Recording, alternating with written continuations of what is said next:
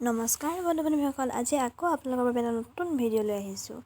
তেনেহ'লে ভিডিঅ'টো শেষলৈকে চাই থাকক আৰু ভিডিঅ'টো যদি ভাল লাগে লাইক, কমেণ্ট, শ্বেয়াৰ এণ্ড চেনেলটো ছাবস্ক্ৰাইব কৰিবলৈ নাপাহৰিব।